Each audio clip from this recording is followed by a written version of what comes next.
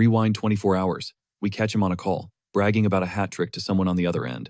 The voice on the line is totally buzzing. It's the first time Lee Jin actually has a massive W to report. But inside his own head, he knows he's capping hard. Dude isn't even considered second-string material right now.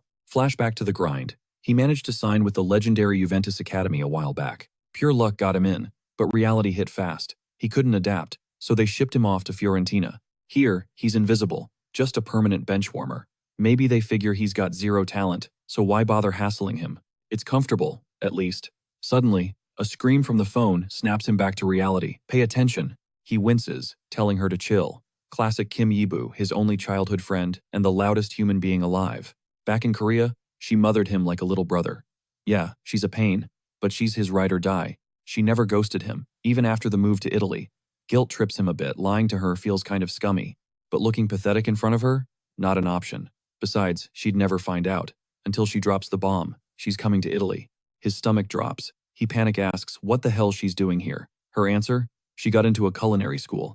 Exchange program. Destination. Florence. Obviously, it's a huge opportunity for her career. She's not wasting this shot. Plus, she adds, I get to see my soccer genius in action. See you in 2 weeks, Lee Jin. The shock is so real, he literally drops his phone. How the hell is he supposed to make the starting lineup? In 14 days? When he's barely a training cone during practice? Snap back to the present. Someone's barking at him. It's the captain, organizing the training scrimmage. Jin's assigned second striker. The orders from the coach? Just play, however. Jin nods, but internally rolls his eyes. Same instruction as always. It's clear the coach doesn't want to waste breath on a throwaway player. Why explain tactics to someone who won't make the cut? The odds are stacked astronomically against him. He's not even in the main squad of 20, and even if he miraculously cracks that list, playing time isn't guaranteed. 9 guys sit on the bench, and only 5 get subbed in. Usually, he'd be chill with mediocrity, but this time, he's got a fire under him. He refuses to be a joke in front of his best friend. Step 1. Make the main squad. Maybe this adrenaline is what he needed. Time to turn heads. He's the second striker. Walking off this field without a goal is strictly forbidden. The whistle blows. Jin's team moves the ball fast. He's scanning the field from a distance, realizing the smaller pitch makes the game lightning quick. This could work for him. He surges forward, screaming for the pass. Surprisingly, his teammate delivers it without hesitation. Jin reads the geometry instantly. A defender is closing in fast. Instinct takes over. He drops a shoulder, fakes hard to the left. The defender bites, and Jin explodes to the right. Ankles broken. Mark lost. Charging forward, he spots a micro gap between the converging opponents. He dishes the rock. The defenders freeze for a split second, eyes tracking the ball, and Jin ghosts them. He sprints into space, getting the return pass perfectly. The defender is left wondering what just happened. Too late. Jin winds up and unleashes a thunderbolt with his right foot. Net ripples. Goal 1. Teammates hype him up, but Jin stays stone-faced. Not enough, but something felt strange. Everyone moved exactly where he visualized them. Surging with confidence, he vows to bag another. The second quarter whistle blows. He checks the stats. 2 goals on the board. Solid performance. But is it enough to turn heads? Suddenly, Coach Luca looms over him. Take off the vest, he commands. Jin figures he's swapping teams and complies. He starts walking to the other side, but Luca blocks his path. Get off the field. Jin freezes. He didn't see that coming. Cut to the locker room scene. Nothing is going according to plan. Why is he sitting on the bench? For the starting lineup? Honestly, after Luca yanked him from the scrimmage, he thought he was done. This whiplash is too much. Can he handle the pressure? Then, the coach drops his name. Jin snaps to attention like a soldier on parade. Luca chuckles, telling him to loosen up, apologizing for the scare. Can you play second striker for the main squad? Jin's brain short-circuits 0 to hero in record time. He's here to do a job, so he nods and heads to warm up. But man, the nerves hit hard. He's walking like a total stiff robot. Coach Tony watches him, wondering if the kid's gonna crumble. Then he flashes back to a few days ago. Luca dropped some intel about Gian crushing it during practice. That news was a pleasant shock, but Tony knew he had to play it cool. Can't scare off the kid's motivation. He told Luca to keep eyes on him, but keep it on the down low, no detection allowed. Tony knows the lore 3 years back. This kid had top-tier clubs absolutely drooling over his talent. Juventus of Turin scooped him up, but that dream turned into a nightmare real quick when they shredded his contract. He couldn't adapt. The second I heard that, I hunted him down, even though he was in a total mental spiral. He couldn't even handle a single match. I took him under my wing, deciding to play the long game until he reconnected with the sport.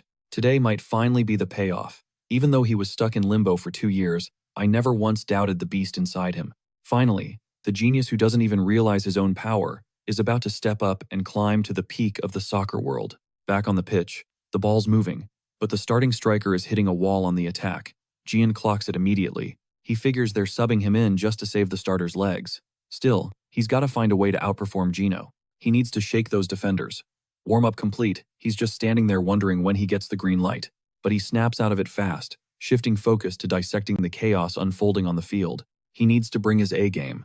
It doesn't take a genius to see Gino as getting suffocated by man-to-man coverage. He can barely touch the ball, and the second he does, a second defender swarms him instantly, making forward progress impossible. With that locked in his brain, he mentally swaps places with his teammate. He realizes if he copies Gino's flow, he'll end up just as isolated. That makes launching an attack pretty much a nightmare. The only play here is to drag a defender out of position, pull that off, and a gap for the squad is bound to open up. But wait, I'm getting ahead of myself. If Gino, the actual starter, couldn't crack it, there's no way I can pull it off. Suddenly, a dark memory hits him, his mom pushing him to the brink, even when he was the MVP of the match. That thought scrambles his brain, making him feel like he's going to hurl right there. The coach spots the panic instantly. Sensing the pressure crushing the kid, Tony walks over and drops some truth. Gian, your only job is to let the striker catch his breath. Don't sweat it, just play your game. The message lands, but our MC feels a sting of disappointment, realizing he's looked at as nothing more than a glorified battery pack. Still, relief washes over him. He tells himself the weight is off his shoulders. The coach grins, glad he talked him off the ledge. He signals the ref time for the substitution we've been waiting for. Before stepping across the line, our hero touches the turf, thinking his best friend might actually see him debut on the big stage. But that only counts if he blows the coach's mind. Gian enters the fray, but the game rhythm doesn't shift an inch. They're stuck playing keep away because the enemy defense is suffocating. He realizes his master plan looked way easier from the bench. Executing it in real time is a whole different beast. Plus, he's doubting if he can actually bait the defender into following him. Suddenly, the defender gets in his face. I thought when they pulled Gino, they'd bring in someone who could actually play. But looks like you're just a ball boy without even a number on your back. Those words hit different. They echoed deep in his skull, not in a hurtful way, but as a wake-up call showing him a reality he refused to accept. He shakes off the weak mindset instantly and sprints in the complete opposite direction of the play. The move confuses the hell out of the defender. Coach Tony catches the spark of genius immediately. A teammate spots it too. Now, the defender just has to take the bait, and he does. The captain doesn't hesitate, launching a teammate into the open space. Gian flashes a grin, knowing his sprint wasn't for nothing. The enemy defense scrambles to plug the gap. Their formation crumbles piece by piece until, after a slick sequence of passes, the ball lands right at Gian's feet. He's pushed upfield. With no one on him, he centers the ball and tears down the wing. Moments later, a header drops right to him, but instead of taking the glory shot, he dishes it out. He sets up a killer opportunity, and his teammate smashes the ball home for an absolute screamer of a goal. Coach Tony is losing his mind on the sideline. A kid with that kind of field vision? He could be the one. The next legend. Cut to a bit later, we see the MC's friend hanging out at the terminal. After shooting the MC a text about their meetup, we get a glimpse of her glow-up. She's absolutely stunning. The very next day, she crashes Jean's dreams. She's nagging him about why he's still sleeping at this hour. He jolts awake, grumbling that Kim Ji-woo is just as loud in his subconscious as she is in real life. Geared up, he dashes out the door for training. Pounding the pavement, he admits that keeping up with the first-string team is totally exhausting. Still, he nailed that assist yesterday, which definitely boosts his odds of cracking the starting lineup. But for the upcoming match, reality check. He arrives only to realize they aren't even looking at him yet. He knows thinking he'd start this soon was a long shot, but he isn't quitting. He's going to prove his worth. Every single second of practice counts because he is absolutely determined to play in that game. Coach Luca watches him grind and is actually shook by the kid's skill level. He notes that holding him back from the roster might have been a 200 IQ move. Tony backs him up on that, arguing that dumping too much pressure on him now could wreck his confidence. Slow and steady wins the race. Luca smirks, claiming it's trickier than trying to tame a feral stray cat. Tony nods in agreement. Practice wraps up a bit later, but the MC can't shake this gnawing anxiety. However, the final roster for this week hasn't dropped yet, so there's still a glimmer of hope. The coach gives him props for the hard work and announces the roster list will be sent out individually. Everyone needs to keep their phones close. With that, he dismisses the squad for the day. Jogging home, the protagonist tells himself he left it all on the field. Making the cut is entirely up to the coach now. Still, he's praying for that call-up. Friday rolls around, and his phone starts blowing up with notifications. It's all Kim Ji-woo, she just landed and wants to link up in 1 hour. He's totally confused, wondering why the rush to see her. He brushes it off and scrambles to get ready. Just his luck, his wardrobe is 100% athletic wear. But hey, it's just lunch with his childhood bestie, so no biggie. He's about to head out when his dad stops him cold. You can't show up to a date looking like a gym rat. Cut to him looking fresh to death, waving goodbye. His dad wishes him luck with his girl, beaming with pride. Glad he bought that outfit beforehand so his son wouldn't look like a scrub. As the guy walks to the meetup spot, he thinks his old man totally overreacted. Arriving at the location, she's nowhere to be seen. Figuring she's running late, he kills time scrolling on his phone. He starts reminiscing about the old days, wondering if Kim Ji-woo has changed at all. Suddenly, someone calls his name. He spins around to find a gorgeous girl apologizing. She's sorry for the delay. Trying to play it cool and hide his jaw drop, he goes for a high five. She dodges the hand and asks if he isn't happy to see her. Avoiding eye contact, Jean can't help noticing she smells amazing. He mentally screams at himself to chill. Breaking the ice, he asks about the fit, since when is she into dresses? She claims it looks good, and since she's overseas, she wants to slay, then drops the bomb. Don't you think I look beautiful? The nerves completely wreck him. He steps back fast, mumbling they should just keep moving. Despite acting tough, he admits she's gorgeous. If only she didn't tease him so much. He'd almost question if this is the same Kim Ji-woo he grew up with. Later, they hit up a restaurant where the MC orders a feast for her to enjoy. She's hyped and thanks him, but immediately roasts him for acting all mature. Like, look at him ordering food like a real adult. Jean tells her to just eat and quit yapping. As she digs in, his mind drifts, obsessed with whether the coach will text him. Suddenly, Kim Ji-woo asks a question. How many goals is he gonna score for her in the next match? It's been 3 years since they linked up. He definitely owes her a dedication goal. Or is he not the soccer genius he claimed to be? Plus, she saw some players on TV doing special celebrations when they score. Embarrassed, he begs her to chill. She keeps pushing him to promise a goal. He replies that promising stuff like that is complicated. That comment instantly kills her vibe, and he notices the mood shift. Scrambling for an excuse to keep the dinner from getting any more awkward, he gets interrupted by a buzz from his phone. Yep, it's Coach Tony. But before we find out the news, we gotta see the end of this date, dinner with his best friend. A little later, Jean walks her back to her place. With heavy sarcasm, she asks if he can manage walking home alone. He tells her not to worry and to get inside fast.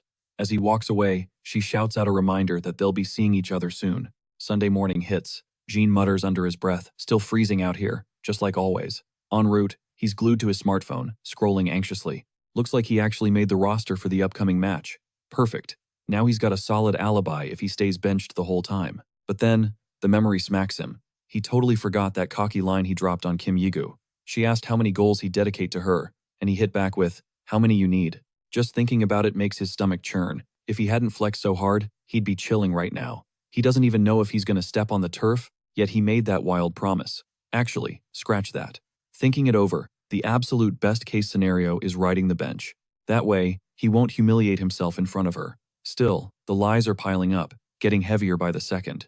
But even if scoring a goal is a pipe dream, I've been grinding non-stop, and I really want to play this game. Finally, the big day arrives. Jean's eyes snap open seconds before his alarm blasts. That's a first.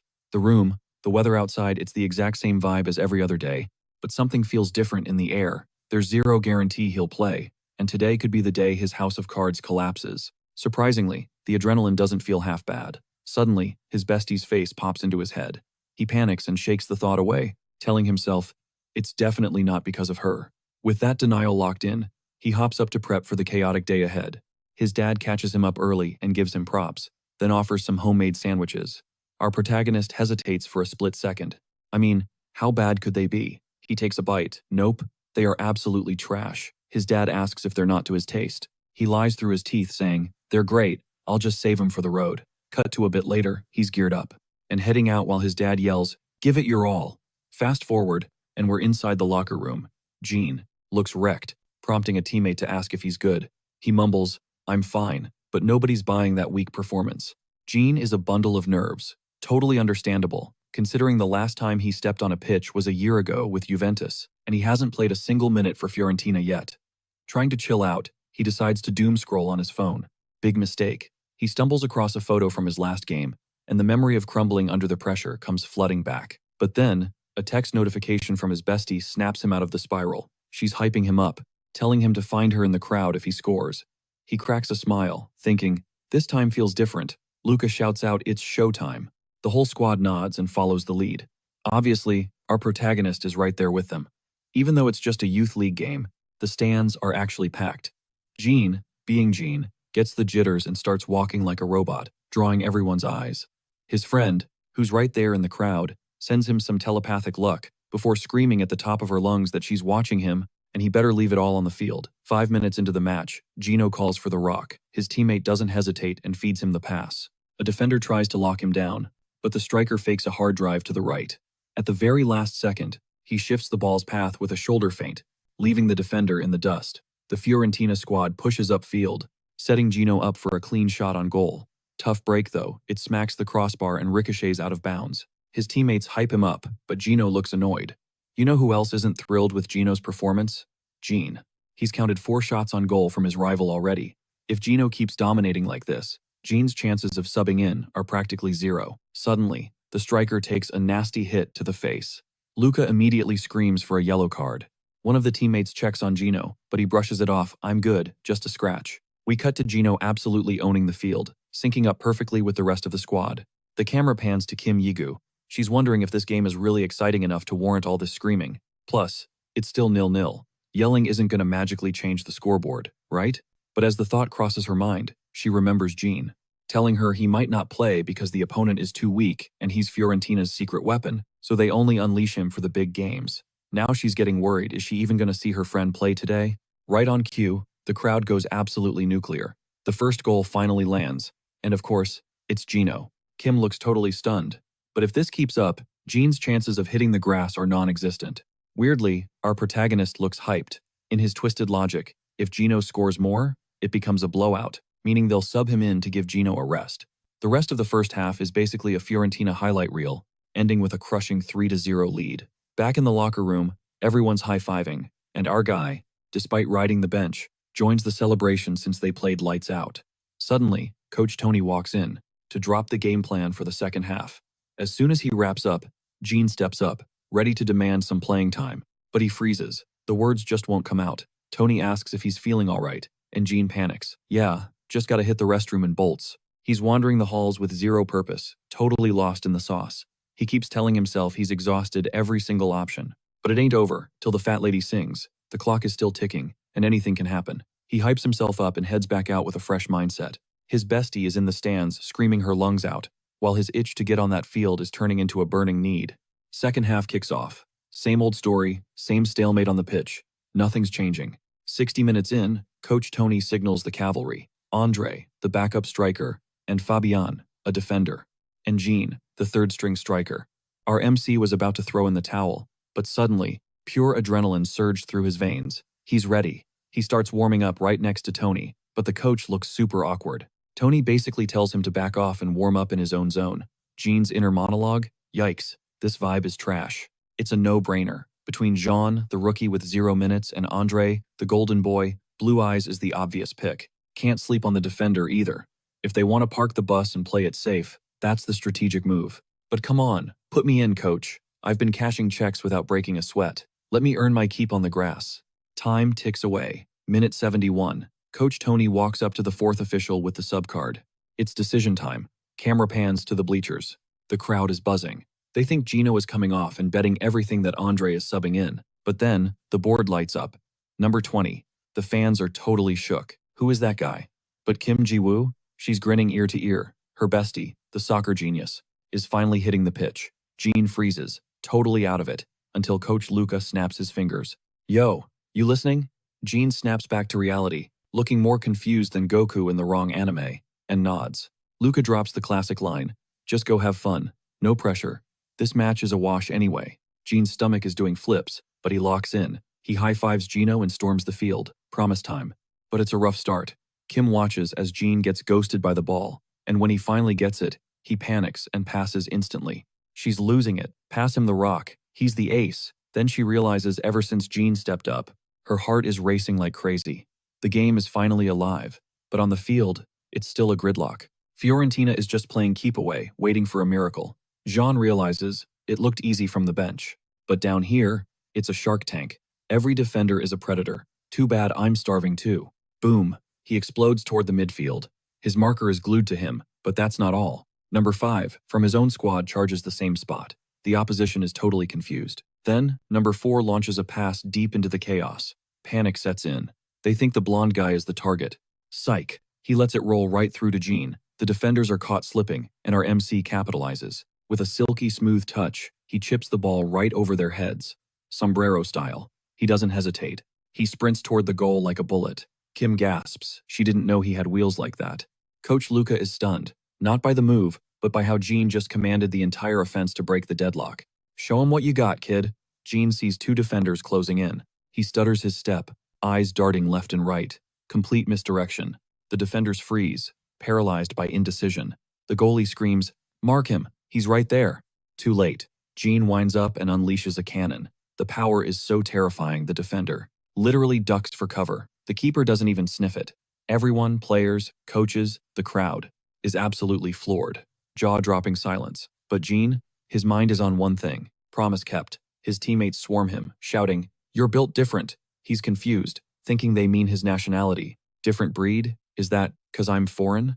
Meanwhile, Luca is smugly telling Tony, "Told you so." I knew the kid was the truth. Tony knows it too, but whispers, "Cool it, man.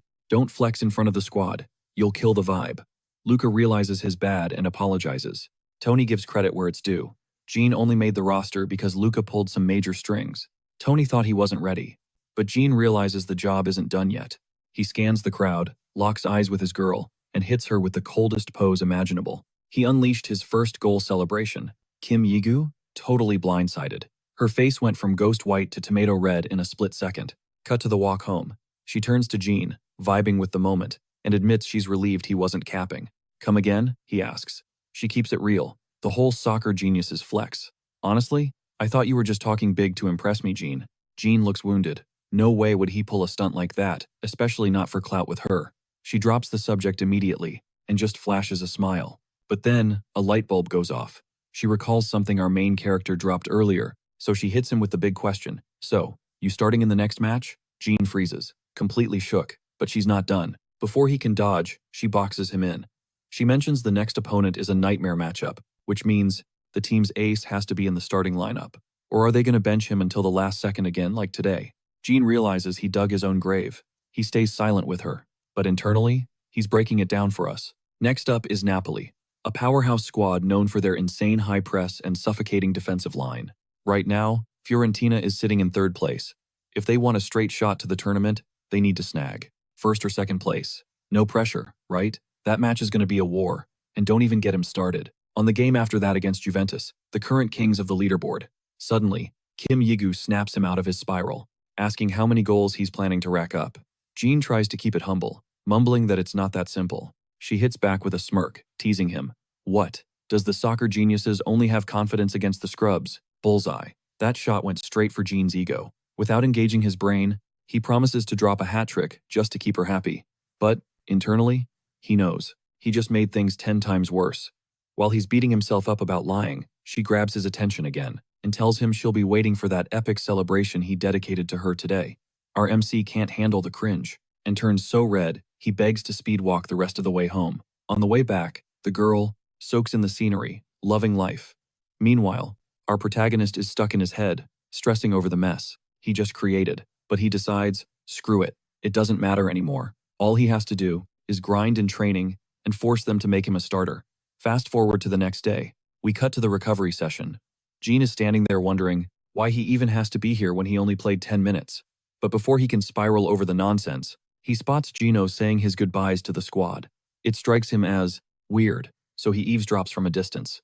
Turns out, the kid got promoted to the under-19 team, and everyone's hyping him up. Jean wonders if he should join in. Honestly, they haven't interacted much, so it's kinda awkward. Suddenly, Gino walks right up to Jean. He acknowledges they aren't besties, but thanks him anyway. Apparently, Jean's arrival made his promotion happen way faster than expected. Our MC is totally lost, but he's not complaining. Gino leaving the team clears the path for that starting spot. Now, he just has to outplay Andre, and he's golden. Just then, Andre rips a powerful shot at the goal. Seeing that rocket instantly checks Jean's ego. Later, in Coach Tony's office, Luca confirms he sent Gino packing. He admits it sucks, he kinda liked how obedient the kid was. Tony tells him to chill. In a few years, that kid will dominate the under-19 level. Keeping him down here was just stunting his growth. Right now, they need to focus all their energy on the current roster. Especially that kid. Luca asks if he means Gene. Tony nods. When you stack their potential side by side, prioritizing Gene is gonna pay off big time. Plus, now he gets real game time. Luca agrees that Gene has that X factor. Gino was good, sure, but not that level. His only concern right now is the upcoming match. Napoli is a beast, and it might be too much heat for Gene to handle. Considering his shaky confidence, Tony mulls it over for a beat, then makes the call, start him. This game will make or break the kid's future. Before wrapping up, Coach Tony drops a reminder about team management. Even if Gene doesn't clock tons of minutes, they need to keep him in the mix no matter what. Scene change. We see a businessman studying a highlight reel of Gene. He admits the kid looks sharp, but he hasn't scouted him in person yet, so it's too risky to commit. Next day, we're at Gene's dad's place. The old man is watching Kim. Yibu is busy whipping up a storm in the kitchen. Gene tries to ghost and sneak off to his room, but she shuts that down immediately. She hits him with the guilt trip she's cooking a masterpiece for him, so the absolute least he can do is keep her company. Jean, looking totally beat up, grumbles that she promised she was only practicing her skills. Suddenly, a chuckle echoes from the back of the room. He spins around and spots his dad flashing the ultimate proud papa gesture. In the old man's mind, his son loves soccer, and he's got a girl in the kitchen. To him, Gene has literally unlocked the definition of being a real man. Later, the dad hypes up his future daughter-in-law, praising her cooking skills and inviting her to come over whenever she wants. She's absolutely glowing, and agrees. While Gene is inhaling the pasta, Kim drops the terms of the deal. In exchange for this meal, he owes her a goal. Our main character tries to dodge the pressure, begging for a no-work talk zone. That's when his dad steps in, apologizing to Gene. He feels guilty for missing the last game and being unable to catch the next one. Gene instantly tells him to chill and not worry about it. Flashback to the morning news. Gene got the update that he's starting in the massive showdown against Napoli. Ever since that drop, his dad hasn't stopped apologizing. But in Gene's head, he's the one who should be saying sorry for not giving his dad the life he deserves. His father left everything behind in Korea just to be his shadow here. He's been there for every single step, even through the brutal downfall with Juventus. That's why the man deserves the world. Gene's deep thoughts get snapped by Kim Yibu. She's back on his case about the score count. 4 goals? 3? How many? Gene shuts it down, refusing to give a number. She accepts the silence coolly, but seconds later, she spills the tea to Gene's dad about his secret celebration signal. Gene is dying of embarrassment. His dad thinks it's awesome, while Gene buries his face in his hands to hide the cringe. The moment the girl sees her future father-in-law reaching for the dirty plates, her instincts kick in, and she insists on taking over dish duty. Cut to match day. Gene is huddled up with the squad as they break down the final tactics. He takes a second to wonder how the hell he made it this far. But one thing is certain, he isn't about to betray their trust. The whistle blows. Game on. Number 4. The team's anchor screams for everyone to keep their heads cool and stick to the training script. Saying it is easy, but keeping cool when you see the enemy charging at you, that's a whole different nightmare. Napoli's marking is savage. They force the team to retreat deep into their own zone in a matter of seconds. The coach grimaces on the sidelines. It looks like the pressure is way heavier than they simulated. It's becoming an uphill battle just to keep possession, let alone build a play. Luca panics, asking what the move is. Tony gives zero response, just watches. Right as they're about to lose the ball, Gene peels away, creating a pocket of space for his teammate. It's a lifeline.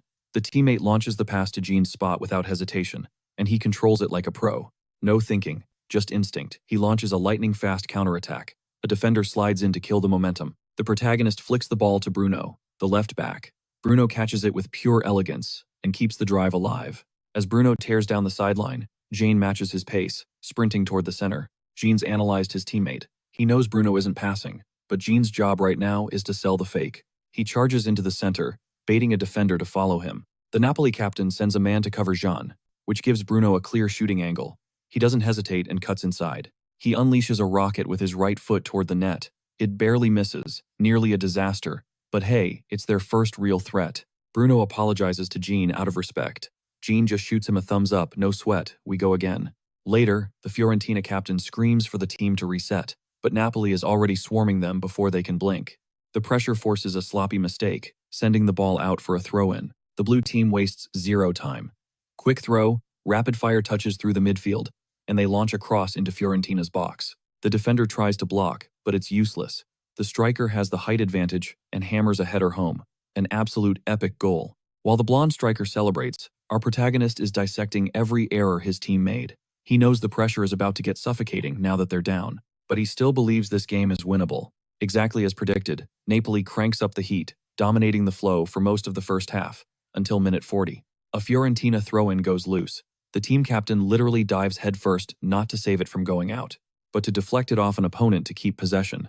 He screams at the squad to lock in. He knows an opportunity is coming. The coach loves the grit. Boosting morale is the captain's job, and he is crushing it. Strictly business. Every player snaps back into the zone. Number 8 now has the ball at his feet. He pulled out every trick in the book, absolutely snapping a defender's ankles to break free. Even the coaches on the sidelines instantly hyped that move up. Gene rushed in to support the play, eyes locking onto the two defenders behind him. He knew they were about to collapse on him like a steel trap. So, going solo wasn't the play here. He snapped a crisp pass sideways, and his teammate returned the favor with a lethal through ball. That combo sliced right through their defense. With those guys in the rear view, Gene figured the path to the goal was wide open. Breaking past the last line should have been easy, but suddenly, he was isolated. His squad just couldn't match his explosive pace and got left in the dust. Tony saw this coming from a mile away. Now the big question burning in his mind is, what's the kid gonna do? Hesitate for a second, and the window closes. Meanwhile, reality hits Gene like a truck. He decides to go full solo mode. One defender braces for the one-on-one, but the opposing captain shakes his head, no way. He passed it last time, the captain thinks. He's waiting for backup. Stay alert for the assist. But Gene? He was already 3 steps ahead. It was like a sleeping beast just woke up inside him. He dusted the first guy with a subtle self-pass, leaving the second defender eating his dirt. Only 4 opponents left standing between him and glory. The captain instantly regretted misreading the play, but it was too late for regrets now. They had to shut him down, or at least try to. Truth is, they didn't even see what hit them. Gene's footwork was a blur, pure messy energy. The coaches were absolutely floored, but the show wasn't over yet. There stood the final boss, the keeper. He shouted that nothing was getting past him, but our MC was totally in the zone. He didn't even hear him. Gene loaded up a shot aimed for the top corner, but the moment he pulled the trigger, disaster struck. He slipped, a total wipeout on the turf. Knowing he couldn't end the highlight reel like a clown, he scrambled back to his feet. But when he looked up, his teammates were rushing at him, grinning like maniacs. Gene was confused. Where the heck was the ball? Then he saw it resting in the net. He couldn't believe his dumb luck. But hey, a goal is a goal. Time to celebrate.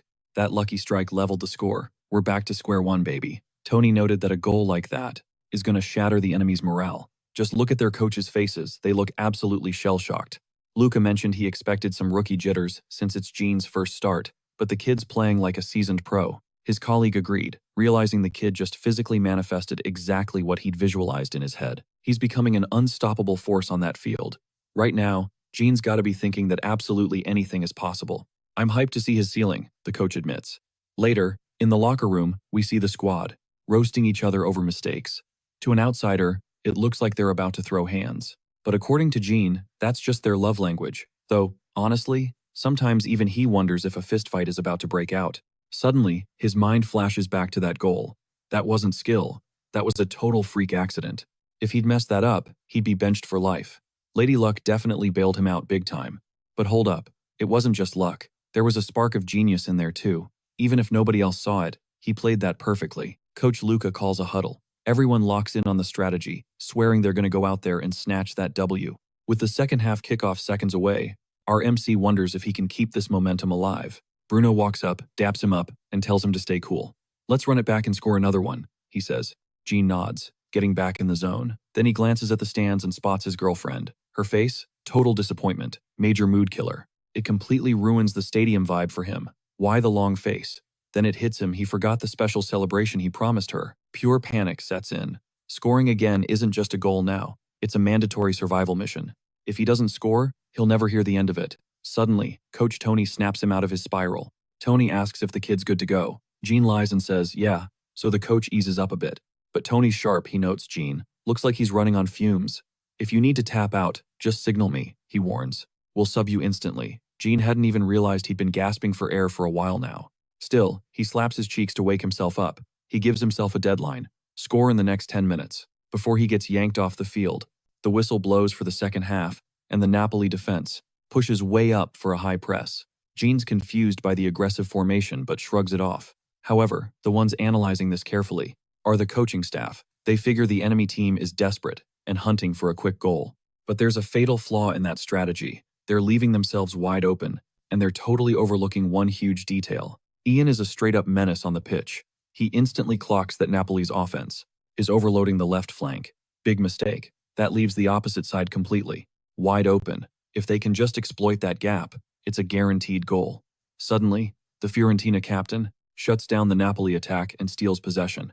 Ian screams for the ball. Cap doesn't hesitate. He launches a dime to his teammate. The defender glued to our protagonist swears he won't let him pass. But Ian, he's already 2 steps ahead. Instead of trapping the ball, he hits a sick one-touch volley straight to the left wing, right where Bruno is waiting. The coach is shook by Ian's insane field vision, but they still gotta finish this counterattack. Napoli's captain screams at his squad, realizing it's the exact same play as before. Stop number 11 and the play dies. One defender scrambles to shut Bruno down. But wait, 2 players, including our MC, slash towards the center. The defender ignores them, pouring all his energy into stopping Bruno's dribble. Bruno teases the same move, just like the enemy predicted, and gets blocked. But hold up, it was a bait. He bought the fake completely.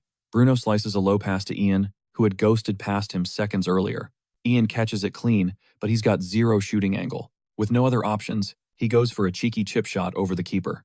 The camera cuts away. Did it go in? After a heart-stopping moment of suspense, with the keeper and defender clawing at air, the goal lights up the scoreboard. The second Ian sees the net ripple, he scrambles to his feet. He sprints toward the stands, locks eyes with Kim Yigu, and throws a hand up to dedicate the goal to her, just like he promised. Time skips forward, and the match ends. Fiorentina takes the W. In the tunnel, Napoli's coach grills Tony. Who is number 20? Where did you find this kid? Tony plays it cool. Just Gino's sub. The blonde coach isn't buying it. He accuses Tony of hiding this ace up his sleeve, saving him for a big moment. Tony shuts that theory down fast. I snatched him from Juventus. The blonde guy tries to jog his memory but draws a blank. He's never seen the kid play. Tony tells him not to stress it. You probably never saw Ian because he played exactly 1 match for Juve, and then they benched him forever. The old man laughs, unable to believe a talent. This cracked wasn't a starter at Juventus. They have good players, but this kid? He's built different, Tony tells him. To drop it. The blonde coach stays silent for a beat. Then, he gives props to Tony for securing such a gem and says he's glad the kid is Korean. Why? Because his team is currently trying to sign a defensive beast from that same country. Tony cuts off his monologue, asking when he's planning to leave. The blonde says he's going, but warns Tony, the next match won't end like this. You won today, but only because we didn't know the Korean monster existed. Tony, annoyed, basically tells him to get out. Then, he reflects that it's normal for people to stare. You don't see a literal genius play every day. In the locker room, the boys are hyping up the win and praising Ian's insane performance. Ian thanks them politely, but says he's got to bounce because someone is waiting for him. The squad tries to block him to keep the party going, but he's too slippery and escapes. Before dipping, he mutters that he almost became the main character there. Truth is, he's wiped out. Even though he wants to celebrate beating a top-tier rival, he just needs to crash at home. Suddenly, a voice calls out. He looks up, it's his bestie, telling him to hurry up. On the walk home, she notices he's drained and offers to carry his gear. Our MC refuses, saying she's way smaller than him, so he should be the one carrying the load. Kim reminds him that back in the day, he was the short king. The protagonist tells her to drop the history lesson and grabs the bag to speed up. As they walk, she notices Ian looks happier than usual. At first, he plays dumb, but then, he admits that the coach praised him after the game. He quickly corrects himself though. It's not like, I don't get praised daily. Us geniuses are used to it. But this? It hits different than in Korea. Back there, no matter how hard I grinded or won, I only got hate and insults. Compared to that toxic mess, it feels good to be here and play for this squad. The girl, sensing the heavy emotional baggage behind those words, promises him that she's on his side. Everyone loves a winner, always chasing the clout and the praise. But Jean missed the point entirely. He realized there was only one person, back in Korea, who hyped him up even when he was a nobody, Kim Ji-woo. Win or lose, she was his ride or die since day one. That realization hits him hard. It explains why he's been capping so much lately. He's terrified of shattering the blind faith she invested in him from the start. That fear fuels him now. He's not just training, he's on a mission to grind until every single one of those lies becomes his reality. She lights up, beaming, and teases him with a smirk. Look at you, finally growing up. Figured out you like girls now? He plays along, matching her energy. You know it. I'm a big boy with a big wallet now. Buying her ice cream? That's chump change. The next morning, our protagonist pulls up on Tony. We don't hear the request, but the finger point at Luca says it all. Gene walks off, leaving a trail of mystery and curiosity in his wake. The assistant coach slides over to Tony. What was that about? Tony shrugs it off.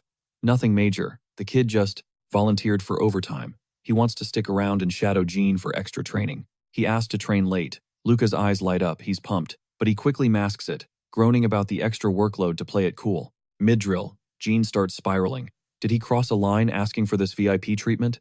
Nah, this isn't arrogance talking. The last match was a wake-up call. His stamina, footwork, and shooting skills? Trash. If he wants to carry the team, he needs to level up. Later, in the club office, the coaches are stressing over a guy named Paolo, a big shot scouting the next game. Tony frowns at Luca. You seriously didn't send him the tape? Luca shoots back. I did, but the guy is old school. He wants to see the magic with his own eyes. Tony admits it's a headache. Still, he gets it. Paolo isn't signing a renewal check without doing his due diligence. Fast forward a few days. Gene overhears a commotion. The locker room is buzzing, way louder than usual. Curiosity piqued. He investigates. The hype? Bruno just secured the bag a full professional contract. The boys are grilling him for details. Bruno, soaking it up, promises to treat the whole squad to dinner this Friday. It's on him. Jean watches from the sidelines, imagining that major league feeling. Then the boys drop the big question. What's the payout? Bruno tries to play coy, but they break him down. 10 times my old rate, he admits. About $2,000 a week, give or take. The room goes dead silent.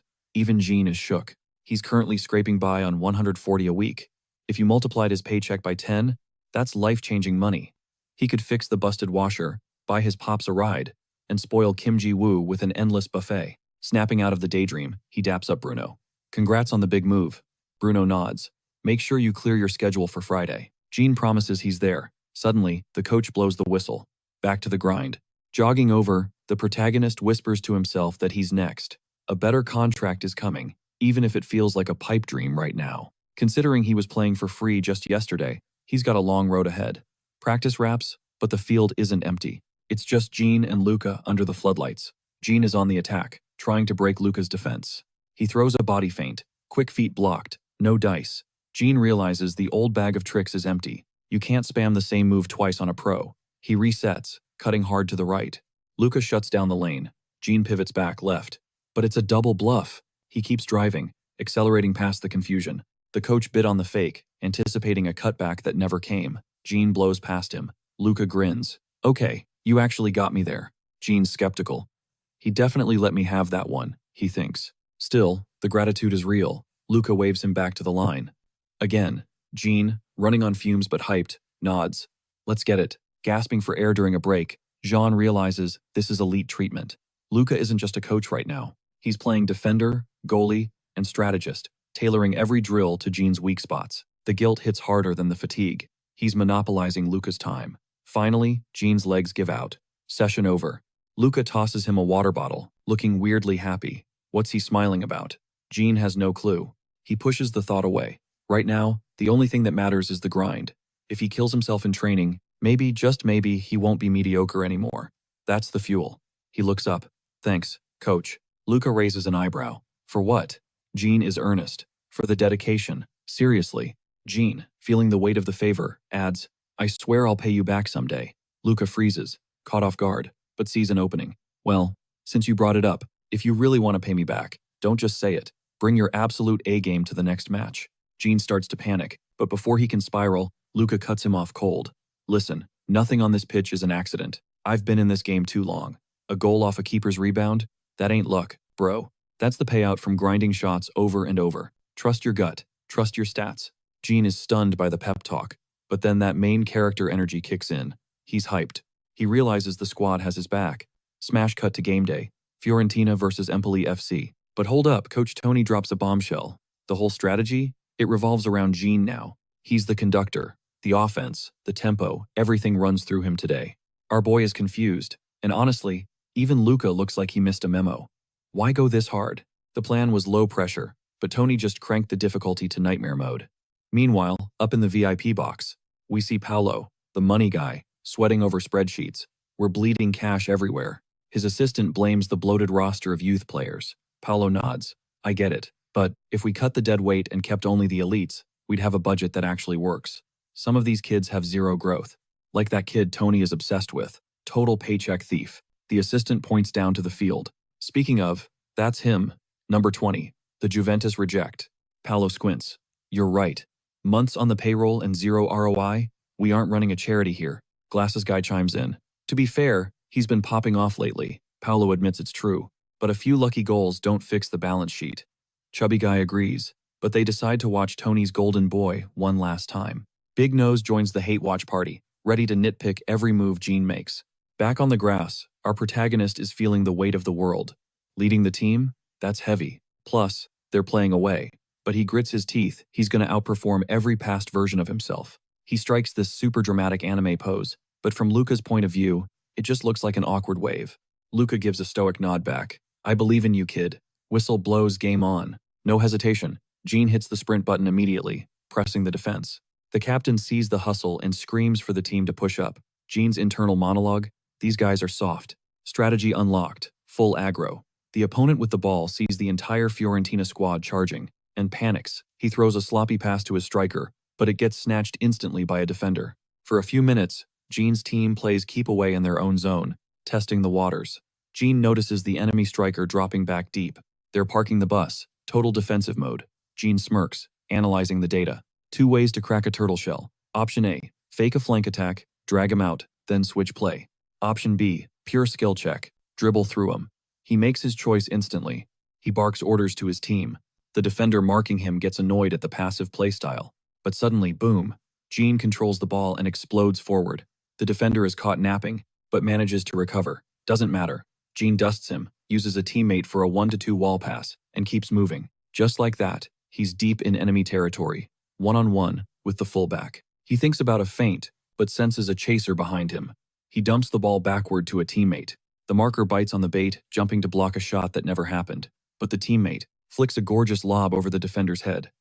Gene catches it on the run. Now it's just him and the fullback. Hit him with the step-overs. A nasty bicycle move leaves the guy twisted. Gene breezes past him. Moment of truth. Shoot or pass. Hesitation is death in this zone. He pulls the trigger. Clean strike. The ball screams into the net. Goal. 1-0 for the good guys. Tony is beaming like a proud father. He looks up at the VIP box, wondering if Paolo is watching this masterclass. And oh, he is. Paolo is shook. Is a 16-year-old supposed to move like that? We cut to the 30-minute mark. Focus on Empoli's keeper. The opposing keeper was straight up panicking as Fiorentina launched another assault, screaming his lungs out at his defenders. Stop that striker. I don't care how. Foul him if you have to. Just take him down. Gene was miles out from the net, but he didn't even hesitate. He unleashed a monster strike that kissed the crossbar and slammed into the goal. The keeper froze, completely helpless, wondering how on earth he was supposed to block a cannonball like that. And seriously, where did they find this absolute monster? Paolo is still shaking his head in disbelief at number 20's performance. Only 30 minutes in, and they are already up 3-0. And right in the center of the chaos, that kid, every single time. The guy with the glasses chimes in 2 goals and an assist already. Insane stats. Paolo adds that the kid's playstyle is wildly versatile, too. He has the complete package to become a superstar. Immediately, he turns to Roberto, that is the chubby guy's name, by the way. He tells him to pull up the salary negotiation details for Federico Chiesa. Roberto looks confused and drags his feet, so Paolo loses patience and does it himself. After crunching the numbers, he orders Glasses to contact the club immediately. It looks like they are going to need a bigger budget to pull this negotiation off. He finally admits that Coach Tony was spot on. Today, they might just be signing a truly special talent. Later, we see Gene stepping off the team bus. Before the engine revs up, the captain tosses him a drink. It was just because Gene looked wiped out during the match. No big deal, don't overthink it, he says, waving goodbye to the rookie. He calls him our striker. Gene stands there, stunned by those words. That is a feeling he has never experienced before. Back at Juventus, he never saw the team or the city as anything special. At best, it was just a paycheck and a zip code. Just a temporary stop. But now, he feels a real connection to Florence. Maybe it is because his bond grew stronger since Yigu arrived, or because he is crushing it on the field. Either way, for the first time ever, he actually feels at home. A bit later, he walks through the front door. He notices immediately that his dad isn't there. He figures the old man just got stuck at work. While chilling out, He reflects on the fact that he played a solid 70 minutes this time. 2 goals and an assist. I think I actually crushed it today, he thinks. The biggest win was his stamina. He stayed on the pitch longer and even pulled off the moves he practiced with Luka in a real match. That must be why he was buzzing. But thinking back on it, it wasn't a perfect game. He definitely made an impact, sure, but he blew his whole load in the first 30 minutes. He went so hard at the start that he completely drained his battery. And the worst part, since he was leading the attack, when he couldn't keep that energy up, the whole team's performance dipped. He needs to learn to pace himself better. Next time, against a tougher squad, they might make a comeback, and it would be entirely on him. For now, he decides to focus on the positives. Like Lucas said, it's not luck. What he achieved today was all his own skill. He really wishes his dad and Yigu could have seen him play. Speaking of which, what is taking his dad so long? Speaking of the old man, he is already on his way back, wondering if Jean is home yet. Suddenly, his phone buzzes. He looks at the screen, totally confused. It is the Fiorentina front office calling. Later, the crew is gathered around the table, ready to feast on Yigu's cooking. She asks them to take a bite and rate it. Our protagonist can't stop thinking about that apron he gifted Yigu recently. It is already looking pretty beat up, which makes sense for someone who lives in the kitchen. She presses him again, "How is the food?" He replies with a casual, "It is good." That answer clearly didn't land well with her, and Jean notices the shift immediately. He quickly backpedals, upgrading his review to delicious. But you know who wasn't impressed? Jean's dad. Jean is lost. At the start, his dad claimed everything Yigu cooked was gold. He even invited her to cook multiple times. Yigu takes the silent criticism personally and snaps back that it is her first time making risotto. She insists if this one is good, the next one will be legendary. Jean is just sitting there, completely missing the subtext. But even he can feel the tension rising in the room. Then he remembers he invited Yigu over, and when she walked in, she immediately kicked his dad out of the kitchen to take over. Maybe that is why things are so awkward.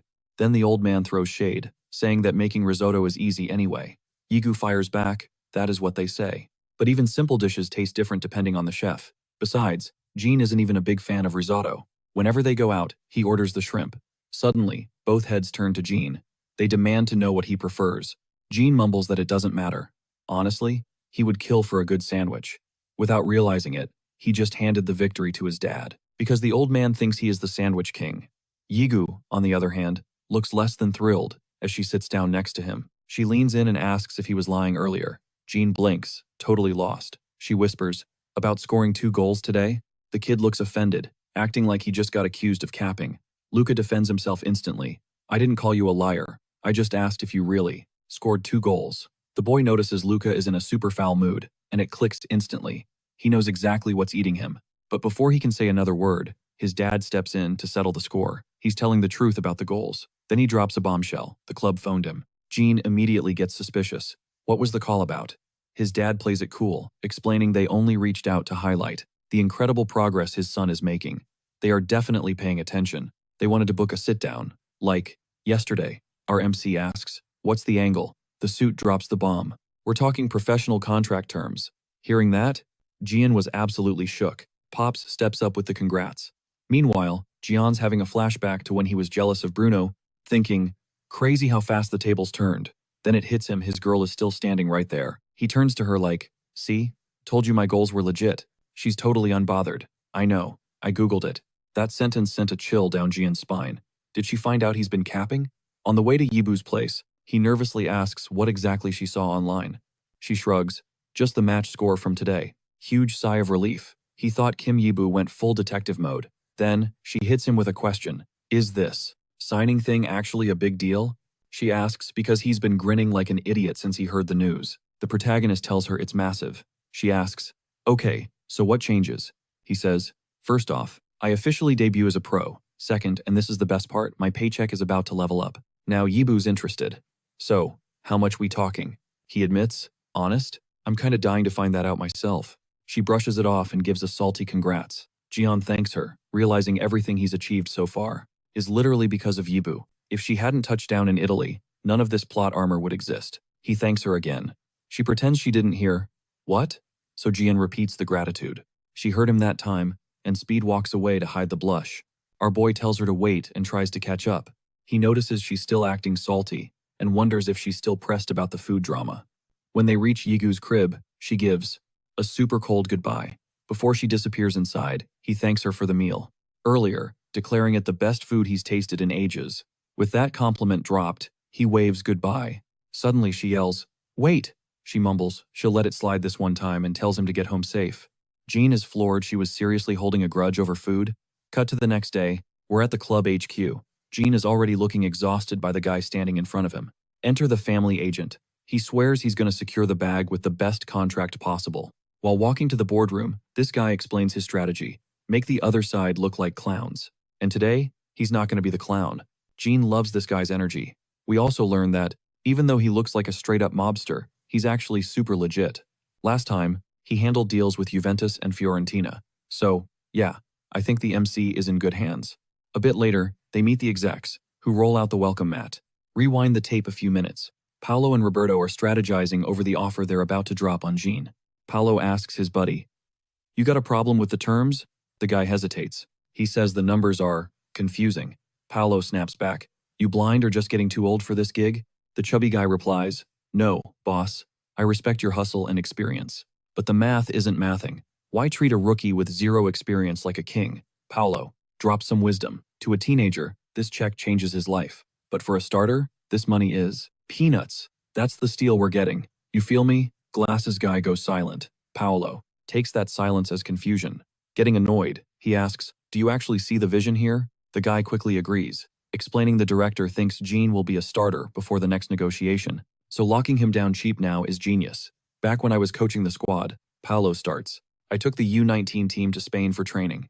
This was around 2008, when Spain won the Euro. I took the boys on a tour to play some practice matches. That's where I saw the birth of tiki-taka, the style that would rule Europe. But that's not the point. The real shock was this pale kid at Real Sociedad. He played against our guys, who were literally a head taller, and he cooked them, dribbled past them like they weren't there. I asked if he was signed, and they almost kicked me out of the building. He was 17, and I knew right then he was going places. He's going to be a global icon." Roberto leans in, practically demanding the name. Paolo drops the bomb. "Antoine Griezmann." "Wait, so he's catching that same electric vibe from Jean?" "Bingo. That kid's a closer. He's got that unteachable X factor. It's pure instinct, separates the legends from the NPCs, and Jean's definitely in the genius tier." Glasses is left completely speechless.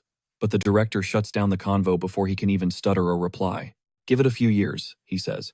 "We'll see if we overpaid." Smash cut to a fancy restaurant scene. Jean's dad is pouring his heart out, thanking the agent for everything, but the agent just waves it off like it's no biggie. "Just doing my job." Still, it looks like people are finally waking up to Jean's insane potential. Our MC shoots the agent a disappointed side eye. I mean, the dude completely folded during the meeting. He talked a big game about dominating the negotiation, but the second he touched that contract, his confidence evaporated like mist. Okay, I gotta admit, even I was shook. I never expected to see that kind of bag on the paper. We're talking 4,000 euros a week. That's an insane jump from my current peanuts.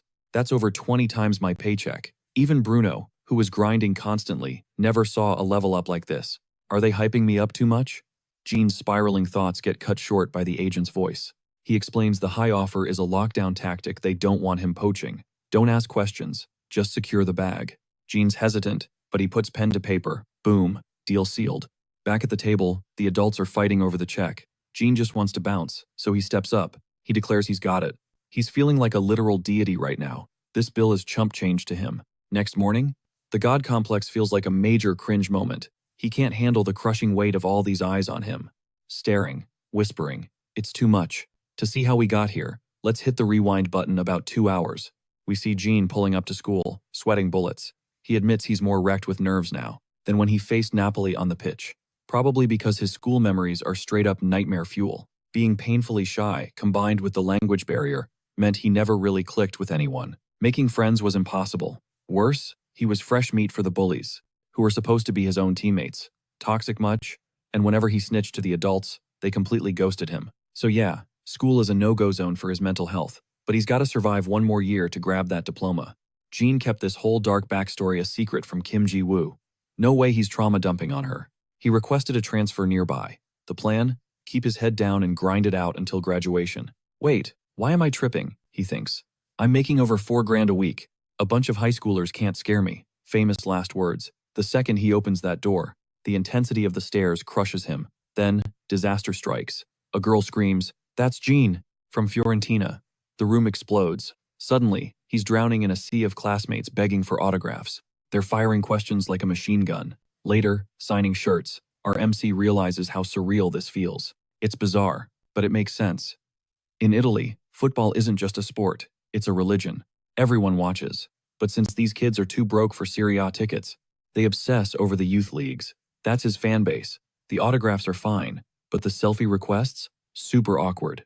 Then, a girl shoots her shot. She calls him cute and asks for his digits. Gene immediately hits the brakes. I don't have a phone, he lies, 100% focused on the grind. He's not trying to invite any unnecessary drama. But honestly, this isn't the horror show he expected. It's chaotic, sure, but way better than his past experiences. By the final bell, he's absolutely drained, but he's grateful the vibes were positive. As he packs up to leave, some guys ask if he wants to hang. Gene shuts it down fast. Duty calls. He's got training. They totally get it. Respecting the hustle, they wish him luck and let him roll. Walking home, his mind drifts to Kim Ji-woo. How did her first day go? He pulls out his phone. Boom. Notification spam. She's been blowing up his inbox. He texts back quickly, flexing a bit. School was wild. Everyone wanted my autograph. Almost instantly, she fires back a sarcastic roast. He just smirks, shakes it off, and sprints to practice. No distractions allowed. A few days later, D-Day finally arrives. Coach Tony demands laser focus from the squad, then points to Gene and orders him to execute the game plan just like they practiced. But with one major condition, Gene has to be the field general leading the charge when they go on the attack, and he needs to be flawless, because today isn't just a game, it's the Apennine Derby. The whole team locks in, swearing they won't leave the pitch without that W. The enemy today is Bologna FC, Fiorentina's arch-nemesis. We're talking about a local rivalry with serious bad blood. Gene's pretty clueless about the historical beef, but he knows one thing for sure. He's about to leave his heart and soul on that grass. There's no way he's betraying the team's trust, especially not in front of a crowd that's hyping them up louder than ever before. Feeling the butterflies, he scans the sea of faces, desperate to spot Ji-woo in the stands. She's his safety net, the only one who won't roast him if he messes up. But when he finally locks eyes with her, his blood runs cold. She's wearing an expression that screams funeral pending, and Gene's shaking in his boots wondering, what on earth is her problem now? Rewind a few minutes before kickoff. Kim Ji-woo was already losing her cool. The stadium is absolutely packed. If she'd rolled up even a few minutes later, she probably wouldn't have snagged a ticket. Plus, the girls around her are majorly testing her patience. Even if she can't understand half their chatter, she knows they're simping hard for Gene, sounding totally obsessed. Fuming, she thinks to herself, what is the protagonist even doing at school to get this kind of clout?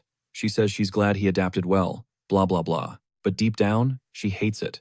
For some weird reason, she is absolutely seething right now. Back to the action, Gene spearheads the first offensive drive.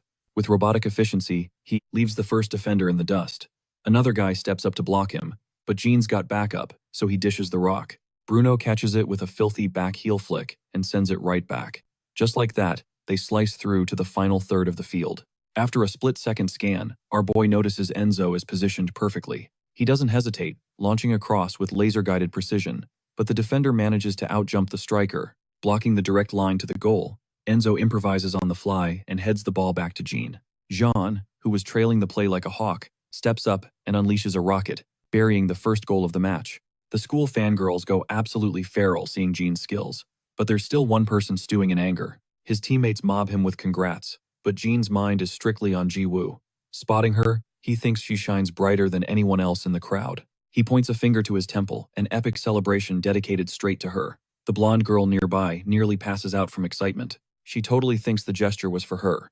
Meanwhile, Kim Ji-woo finally cracks a smug smile, knowing exactly who that goal really belonged to.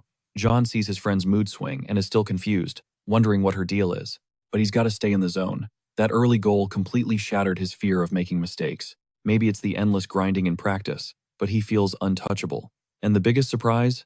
The school kids who promised to watch actually showed up. Having that support squad fuels his motivation like crazy. Bursting with energy, he goes to press the opponent, but the guy crosses the ball fast and slams a nasty elbow into Gene, dropping him to the turf. Gene scrambles up, wondering if that was bad luck or if he just got targeted on purpose. Later, on a throw-in, our MC moves the ball quick to keep the momentum flowing, but before he can blink, he gets swept off his feet with a brutal tackle. Bruno and the captain scream for a card. The ref, however, is letting them play way too rough and just gives a verbal warning. Both coaches clock exactly what's going down. The only question is, will the protagonist realize the true violent nature of Defined It? A derby match? As the clock ticks, the game turns into absolute mayhem. The ref sees the fouls but keeps swallowing his whistle, letting the chaos continue. The coaches know it's unfair, but crying about it won't help. Tony tells the team they have to adapt to this street fight style immediately, or they're gonna take the L. It doesn't take long for Gene to get the picture, but the enemy pressure is so intense that his team starts getting pushed back. And with that retreat, the cracks start to show, mistakes are piling up. Their goalie has to pull off some clutch saves. The captain is begging everyone to keep their heads cool. Our MC agrees internally. They need to chill out if they want to flip the script. If he had the physical stats to bully them back, he would. But sadly, that's not his build. The bad news is, they're still getting pinned deep in their own zone. If he could just outplay them in one aspect, he could spark a counterattack. Something clicks in his mind. He instantly bolts toward the midfield line, with a defender breathing down his neck, and screams for the ball. His teammate hesitates, but when Gene demands it a second time, he finally sends it over. The pass is incoming, but Gene knows the moment he touches it, he's getting flattened by the opponent. That's why he traps it and spins instantly, squaring up face to face with his shadow. The defender, blinded by a thirst for the steal, rushes in without thinking.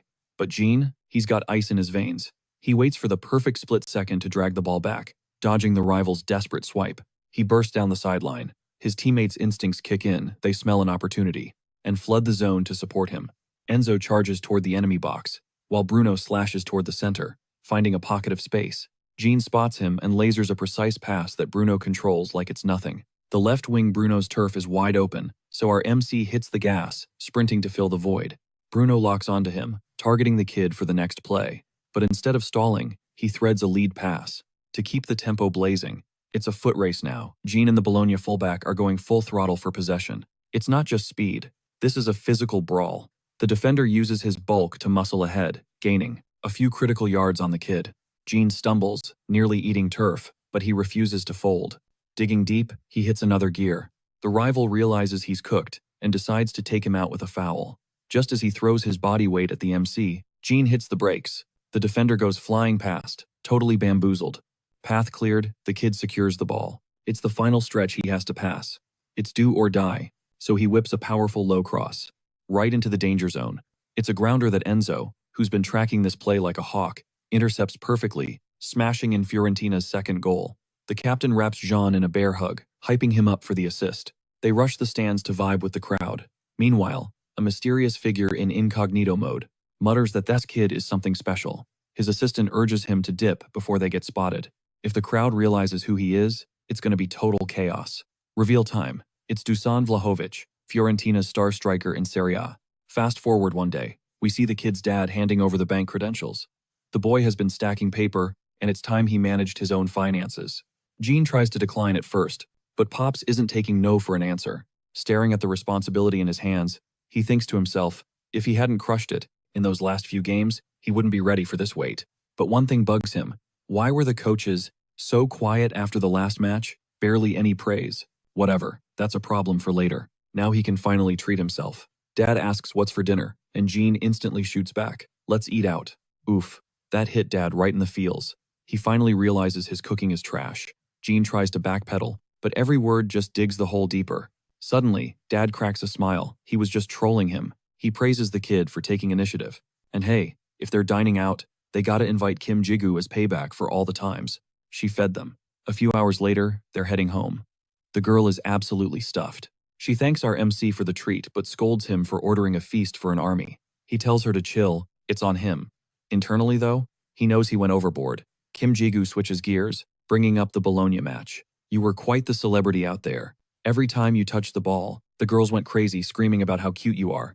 Gene blinks. For real? She rolls her eyes playfully. Oh, absolutely. She says they basically had heart eyes emojis on their faces. Our boy senses the trap and tries to pivot, but she's not. Letting go, she accuses him of pulling that cool move just to impress the fangirls.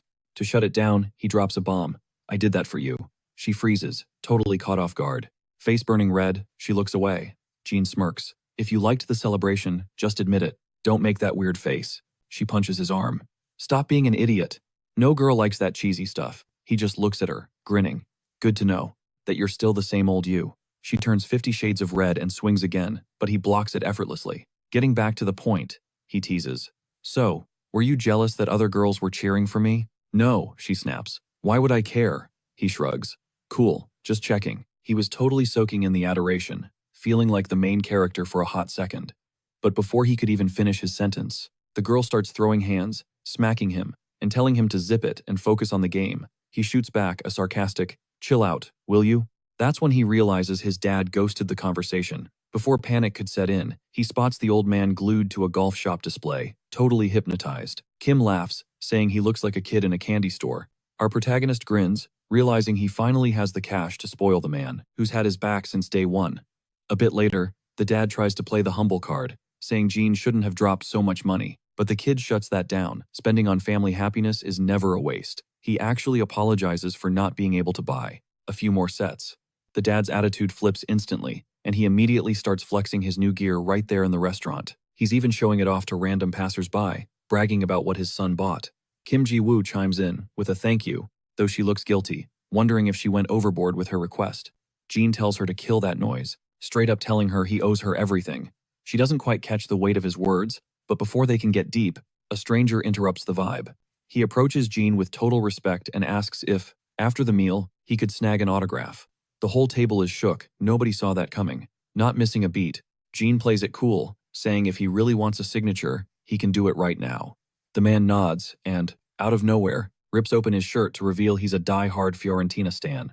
He mentions he watches all the youth league games and saw Gene balling out yesterday, so getting a signature on his jersey would be a massive honor. The protagonist is confused, but he doesn't say no. Immediately, the man lays out a jersey on the table that's absolutely covered in signatures. He explains he's had this relic since the 80s, collecting ink from absolute titans of the sport, like Roberto Baggio. Gene recognizes the names, but his dad is the one losing his mind, unable to believe his eyes are seeing such a holy grail. The old man adds that football is his entire life, and this piece of cloth is his most prized possession. He says it would be genuinely rewarding to have a young talent like Gene add to it. Gene hesitates, not understanding why his signature belongs there, and tries to back out, terrified of ruining a masterpiece. The old man tells him to trust the process if he signs that jersey today, its value is going to skyrocket. The protagonist is skeptical, but the man insists that while it might not seem like it now, the day is coming when he'll be able to flex that he got this signature way back when. With a speech like that, Jean couldn't say no and signed the kit. The man took off, but not without dropping a heartfelt thank you. Kim Ji-woo points out how classy the guy was, mentioning he had this weirdly mystical aura about him. The boy flashes a massive grin, telling himself he hopes to reach the same legendary heights as the icons, whose names were scrawled on that fabric. Meanwhile, cut to the coach's office. Luca and Tony are stressing over whether to put Gene in the starting lineup.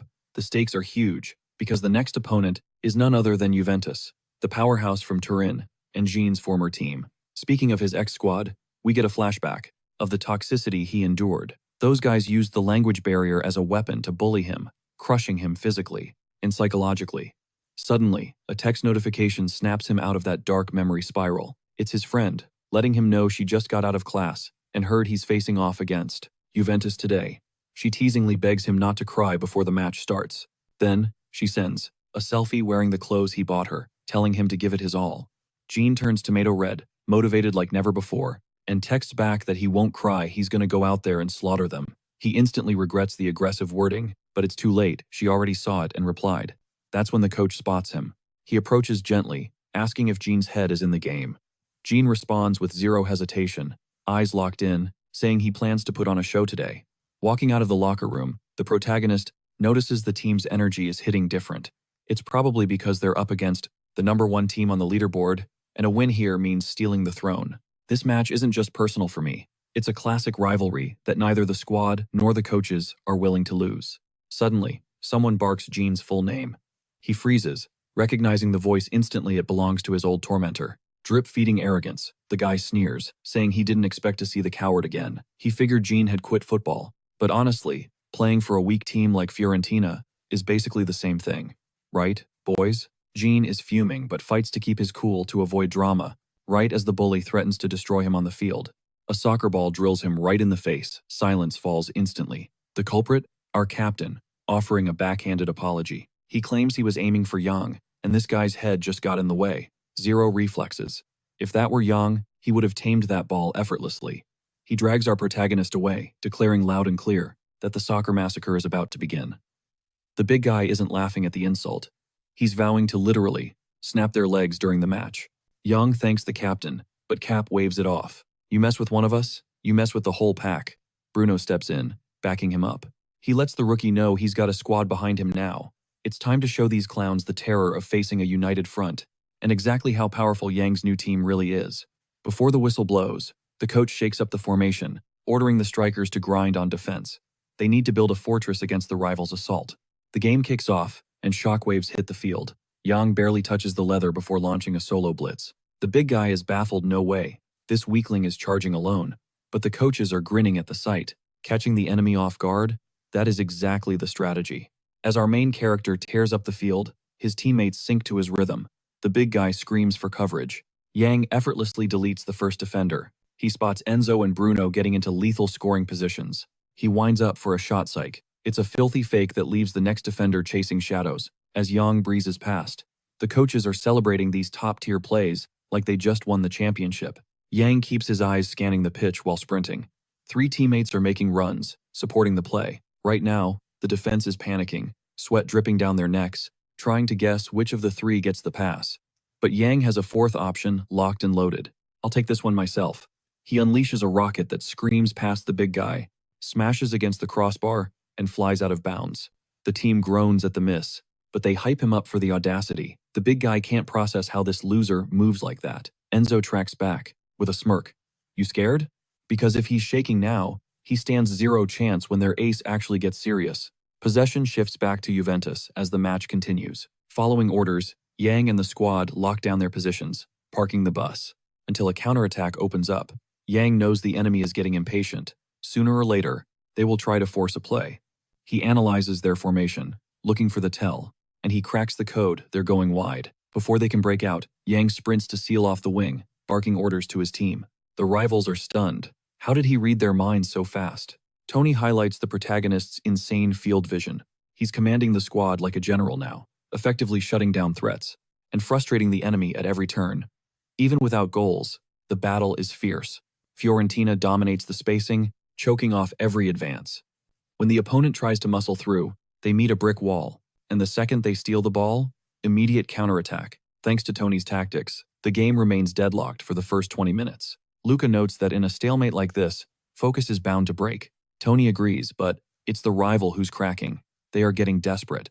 They're pushing their possession line way too high, totally clueless, ignoring the danger. That arrogance is about to cost them. Cut to Yang, watching like a lion stalking prey.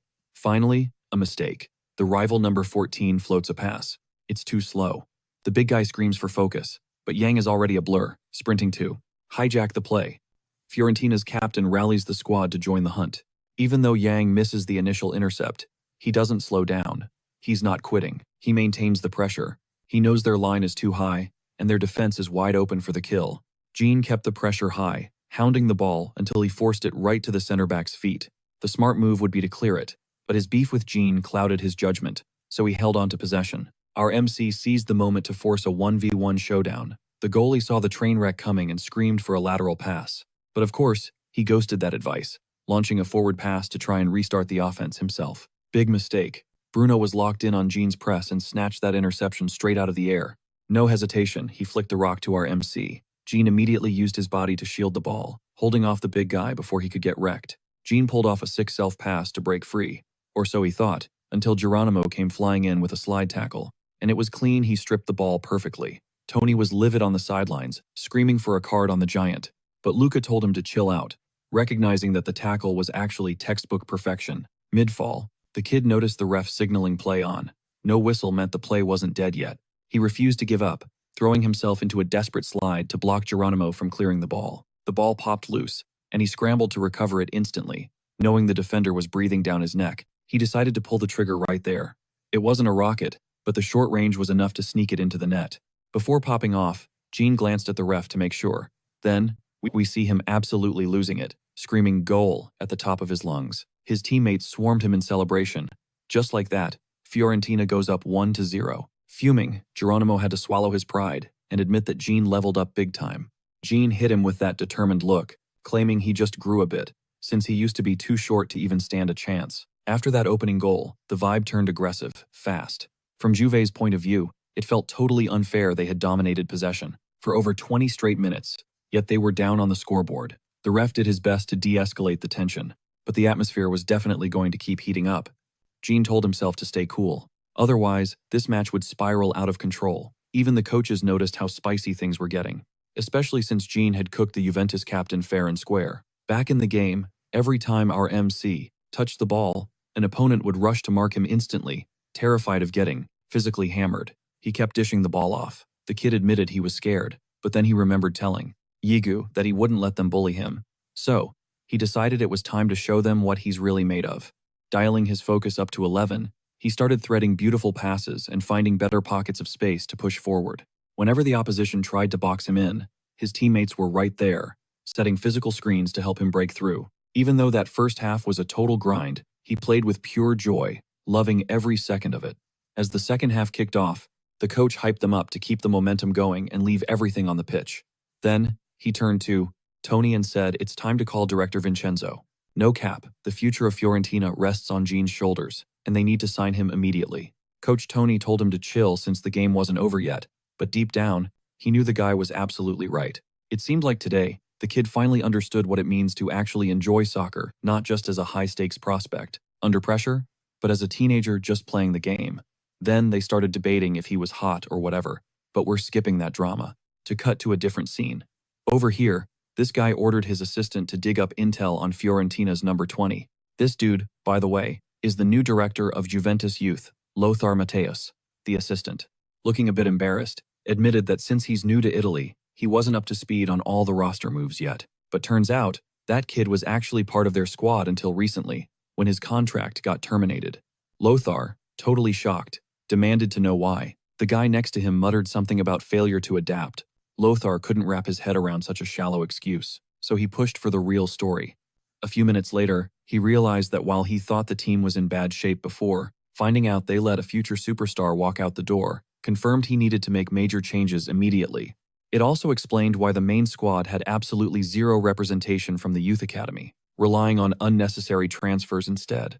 If the management was this incompetent, it's no surprise they lost the league this year. I'm kicking off my tenure by firing every single blind fool who failed to spot that kid's talent, and then I'm building the ultimate squad. Back to the match. 20 minutes have ticked by in the second half. The score is still locked, but our main character is running on empty. Coach Luca signals for a substitution. You done? But Jean shuts that down instantly. No shot. He is running on pure adrenaline and refuses to tap out before the final whistle. Maybe it is just the petty urge to stunt on his ex-team, or pure instinct. But honestly, this feeling is addictive. He is on cloud 9 right now. He promised Jiwoo total domination, and man, did he deliver. The clock runs out, cementing a solid 1-0 victory for Fiorentina. Game, set, match. For Jean, this is not just a W on the scoreboard, it is closure. He is finally burying the ghosts of his past. Zero hesitation, he sprints straight for the sidelines and tackles his coaches into a massive bear hug. Pure gratitude for the OGs who believed in him. Night falls on the ride back to Florence. We catch Tony tapping out a cryptic text. Vincenzo, you are gonna owe me big time for this. Cut to 48 hours later. Jiwoo is glued to her screen, doom scrolling and stressing over her messages. She is fuming. There is literally no way Jean is still too drained to text back. It has been days. The guy has to be awake by now. Leaving her on read? That is just disrespectful. Besides, let's be real, she is the only friend he actually has. It is not like his DMs are blowing up, right? Then she remembers the other girls and panic sets in. Maybe she is not the main character in his life? Still, ghosting her for this long? Rude. Is she really that low on his priority list? The insecurity is real. Ding. Saved by the bell. A notification pops up, and she swipes it open faster than light speed. It is the moment of truth. It is from our MC. And he is not just saying, hey, he is actually asking her out for tomorrow. We have a date situation, people. Fast forward to the next day. We are outside the legendary Artemio Franchi Stadium, home turf of Fiorentina's main squad. Our duo is posted up by the gates, looking fresh and ready for the weekend match. Jiwoo hits him with a question. Why didn't you pull up with your school squad? Why me? Jean keeps it 100. He feels awkward around those NPCs and didn't want to roll up solo. So, I am just the backup option? She teases. Jean shuts that down. Nah, I invited you because I actually like being around you. Smooth. That line worked a little too well. She practically tackles him, cooing that he is her adorable little baby. Jean is dying of embarrassment and begs for release. She chills out and asks, wait, don't you have practice? Jean shakes his head. Coach gave him homework instead. Homework?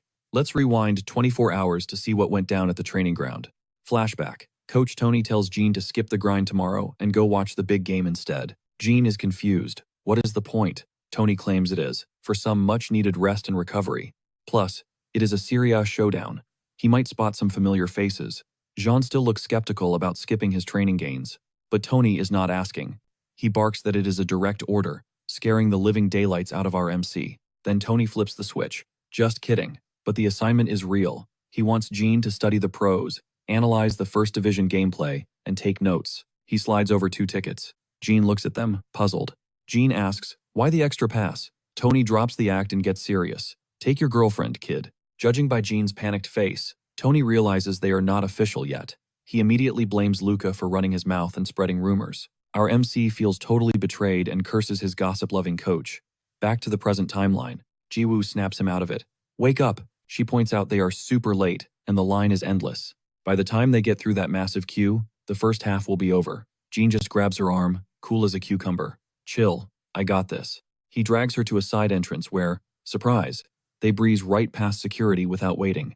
VIP style. It is the perks of those coach-gifted tickets. But Jean?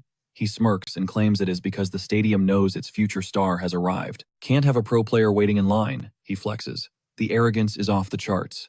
Jiwoo admits he is right, but adds, "You are so annoying when you act like this." She tells him to pick up the pace so they do not miss the kickoff. Inside, the atmosphere is electric. It hits them both. She turns to him, serious for a sec. "You really think you will be on that pitch one day?" "Absolutely," he replies without blinking. Jiwoo immediately ruins the moment with a smirk. "Just don't burst into tears out there, okay? The whole world is going to be watching." Jean snaps back. "I am not a crybaby." But internally, he knows she is right. The sheer weight of thousands of eyes staring down at him, that pressure is going to be insane. That is a problem for future Jean, though. Right now, he brushes it off. Fast forward to the 43rd minute of the first half. The vibe on the field is nasty. Players are gassed and frustrated. Even Gino is down there, cursing up a storm. Jiwoo, who is basically a soccer noob, senses the bad vibes. "Is it going that badly?" she asks, trying to read the room. But Jean does not hear a word. He is completely locked in, laser-focused on the game like the rest of the world just ceased to exist. His focus snaps as the crowd goes feral, screaming murder after the team botches a crucial shot. Kim Yigu taps his shoulder, panic setting in, asking what the hell is going on, as the vibe turns hostile. "Chill out," our main character tells her. They are just salty because this match was supposed to be a total cakewalk. But the scoreboard is still a goose egg, and the clock is winding down on the first half. Now, she gets the tension. Since Yang is the strategy nerd, she hits him with the big question. What would you tweak out there to actually score? He runs a mental simulation before opening his mouth, scanning the field. At a glance, he starts. The problem is, they are playing like NPCs. Their attack pattern is so basic, even the casuals noticed. Out of 10 plays, most are lazy crosses that the defense shuts down without breaking a sweat. Even the coach sees it, but the players are tuning him out. Jean watches the man practically steaming on the sidelines. "Yeah, I am good staying in the minors for now," he thinks. That dude is terrifying. Yigu nudges him back to her question. His answer? Simple. Zero creativity. They are robots out there. Minute 15, second half. Finally, his buddy whips in a perfect cross that catches the defense sleeping. Boom! A thunderous header smashes into the net. 1-0, first blood drawn. The stadium erupts. The scorer is flexing, and our duo is hyping him up from the stands. But Jean is still in analyst mode, confused how that basic play actually worked. Yigu leans in with a comment. "Fickle crowd," she notes, cheering the guy they just booed. Jean nods. That is football. Then, a thought hits him. What if his name was the one shaking the stadium? He cannot imagine it, so he asks Yigu, "How would that feel to you?" She pauses. "Pretty amazing," she admits. "I basically raised you, so I would be bursting with pride. Actually, scratch that. They should be chanting my name."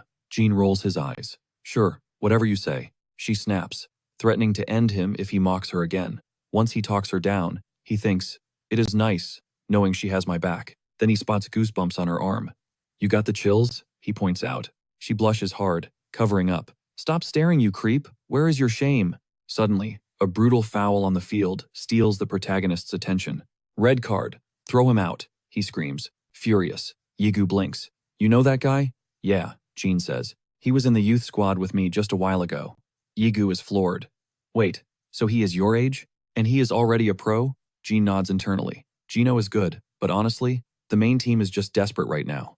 They have zero depth on the bench, so they are pulling up rookies. Kim smirks. Guess he is a soccer genius then, even more than you, since he is already playing in the big leagues. That stings. Give me 1 year, Gene snaps. I will be miles ahead of him. On the field, they line up for the free kick. The striker winds up and unleashes a cannon. Clang! The crossbar shudders.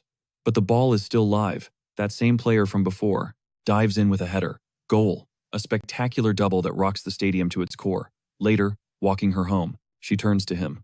Thanks for tonight. I actually had a blast. Gene beams. Shame the game was a snooze fest though, he mutters. Who cares? She shrugs. A win is a win. At her door, he waves goodbye. Go to bed early. You have class tomorrow. Do not stay up. She pouts at the order but watches him walk away. Then, she yells out. He spins around. She flashes a dazzling smile. I really did have fun. Gene freezes, caught off guard. He grins back. Sweet dreams. Next day, back at the club, Coach Tony corners him. So, how did it go? Great, Gene starts, but Tony cuts him off. Not the date, kid. The match. What is your read? Gene flushes, shifting gears to analyst mode. He decides to keep it 100 with the coach. Honestly, the creative spark is dead. Totally predictable. He pauses. I mean, easy for me to say from the stands, but, Tony interrupts. You are spot on. We all see it. Even Vincenzo knows. You can tweak tactics all day, but without players who can actually mix things up, we are stuck. Speaking of which, Yang, you think you could turn the tide for the first team? Gene's blood runs cold. To anyone else, this sounds totally unhinged. But to Tony, he's seeing 2020 vision. He is convinced Gene is that creative X factor the squad is starving for. Seeing the kid look like a deer in headlights, the coach quickly dials it back, clarifying he isn't demanding Gene jump straight into the first team right this second. He was just suggesting Gene try on that mindset, just to see how it fits. Gene visibly chills out and nods, admitting he's down to try, even if he feels like he'd get crushed in a high-level match right now. That humility is music to the coach's ears. He tells Gene that attitude is exactly what he needed to hear. It makes sense to freak out about performing in front of a massive stadium, but hey, you're still young. Nobody roasts a rookie who leaves it all on the field. If anything, the fans hype them up. So if that door opens in the future, kick it down. Now more pumped than an adrenaline junkie, Gene vows he won't hesitate when his moment comes. With that, he heads out. The second the door clicks shut, Tony whips out his phone and hits up Vincenzo, locking in a meeting for later that week. Fast forward a few days to the showdown between Fiorentina and Modena Football Club. Gene feels like there's a spotlight burning a hole in his back, ever since that chat with the coach. He's got to keep it real. Kim Ji-woo was the main trigger for him telling Tony he wants the big leagues. Just picturing the crowd chanting his name while she watches gives him major adrenaline. But for now, he needs to stop the simp mode thinking. Sure, she was the catalyst, but he can't deny he has also been grinding insanely hard, in practice and matches. Same day, golden hour, we cut to the main team's training grounds. Tony rolls up on Coach Vincenzo, who looks shocked and instantly tells Tony to chill out, joking that the stress is making him go bald faster than nature intended. Jokes aside, Tony asks how he sleeps at night, with the entire fanbase dragging him in the comments section over the results. The bald eagle just shrugs it off. It's part of the job description, and stressing over haters won't change the score. Then, the youth coach asks the million-dollar question. Is corporate opening the wallet for transfers this winter? Vincenzo shakes his head. Nope. Word on the street is they might even lose their star, Dusan. Then he asks Tony for a status report on the youth squad. Tony flashes a smug grin, quipping that they're definitely doing better than the train wreck in the first division. Ouch. That stings Vincenzo, who tells him to quit flexing because he's actually low-key jealous. Tony softens the blow, telling him to hang tight, things are about to turn around. The bald coach isn't buying it. Honestly, their wins are pure luck at this point. He gets why the fans want him fired, but he's out of ideas. The midfield has zero creativity, and to make matters worse, Dusan, the only guy keeping them afloat, is refusing to sign a new contract. Tony thinks to himself, can you blame the guy? Dusan is basically playing 1 versus 11 out there. Vincenzo admits if they don't reinforce the squad. In the next market, their star striker is as good as gone. Tony asks if they have a replacement lined up. The bald coach nods, yeah, but it all depends on how much cash the president decides to splash. The vibe instantly gets serious. Tony looks him in the eye and says, trust me. Vincenzo raises an eyebrow, asking if Tony wants to lace up his boots and play again. Then he laughs, oh wait, you mean what you texted me about? Tony nods. Bingo. He honestly thinks they are sitting on a goldmine of a playmaker. This kid is creative and a straight-up game changer. He might still be green, but Tony is 100% convinced this kid is the future of Fiorentina. Vincenzo gets the hype, but handing the keys to the team to a player who is barely 16 years old? That is a massive gamble. Tony brushes off the doubt, arguing that if they utilize him now, they could have an undeniable starter locked in by the season finale. So let me get this straight, Vincenzo sighs. You want me to scrap plans for a striker this winter, focus on a high schooler, and just pray it works out? Tony breaks it down. It's low risk. The money saved on transfers can be used to rebuild the entire squad properly for the next season. The bald coach pauses, mulling it over. He tells Tony he trusts his judgment, knowing Tony wouldn't bet the house unless he had a winning hand. But still, risking half the season on a 16-year-old prospect is terrifying. Still, he agrees to consider it if the kid shows him something special. Tony smirks. Wait, did you not even watch the tapes I sent you? Vincenzo goes silent. He's still willing to play ball, but only if he sees something that actually grabs his attention. He presses him. Did he even bother watching the clips he sent over? Vincenzo just stands there, stone cold, silent. A few seconds of dead air, then the excuse drops. He is swamped with work. Tony feels a sting of disappointment he reached out personally, specifically to avoid getting ghosted like this. But he pushes back. He seriously needs eyes on this kid. Vincenzo sighs, apologizes, and caves. He puts it on the books, but not for today. He wants to see him on the grass next Monday. By the way, remember that match Gene played earlier? Absolute massacre. 7-1 for Fiorentina. The kid bagged 2 goals and an assist before they even subbed him out at halftime. Total domination. Monday rolls around fast. Coach Luca is waiting outside the facility like a secret agent. Gene asks what is up, and Luca drops the bomb. They are training somewhere else today. Gene is confused, but he just rolls with it. Cut to later. The kid's face says it all, pure shock. Coach Vincenzo tells him to chill out and breathe. Then, straight to business, he demands a sub immediately so Gene can jump into the pro drill. He wants to see if the protagonist sinks or swims. Let's rewind the clock a few minutes. They are walking through the main team's complex. Gene is geeking out, whispering that these are the guys he only sees on his TV screen. Then he freezes. There is the star, Dusan Vlahovic, in the flesh. Luca snaps him out of it, telling him to focus. They are about to meet the boss. Gene greets the head coach, practically shaking. Vincenzo plays it cool, acting super friendly, mentioning he has heard the hype. The protagonist still doesn't get what is happening. Vincenzo tells him to relax, claiming it is just a standard little practice session. He sends Gene to kit up and warm up. As the kid walks away, he thinks, wow, this guy is a teddy bear, totally different from the scary image he had. But that illusion shatters. The second he sees Vincenzo screaming his lungs out at the squad, Gene realizes the stakes. This is his shot to rep the youth team. So he locks in. He has to put respect on his name today. The boys back home will thank him later, and the coaches will be beaming. Once he is prepped and ready, Vincenzo barks out the tactical instructions. He asks if Gene got it. The protagonist nods yes, and Vincenzo looks terrified, because usually, his own players look at him like confused zombies. With that sorted, we jump back to the present. Right as he steps onto the field, Gene takes his position, feeling the coach's eyes drilling into him. Jean narrates the game plan. Smash through the middle, because the wings are usually on lock, and attacks there get shut down easy. After Gene exchanges a few words with the squad, the bald coach blows the whistle. Surprise twist. Gene is deployed right next to Dusan. Despite the crushing pressure, the kid's head is on a swivel, recording everything.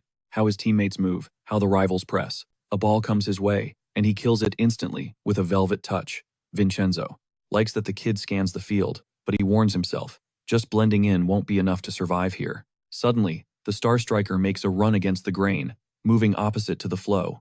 Gene drives forward with the ball glued to his feet.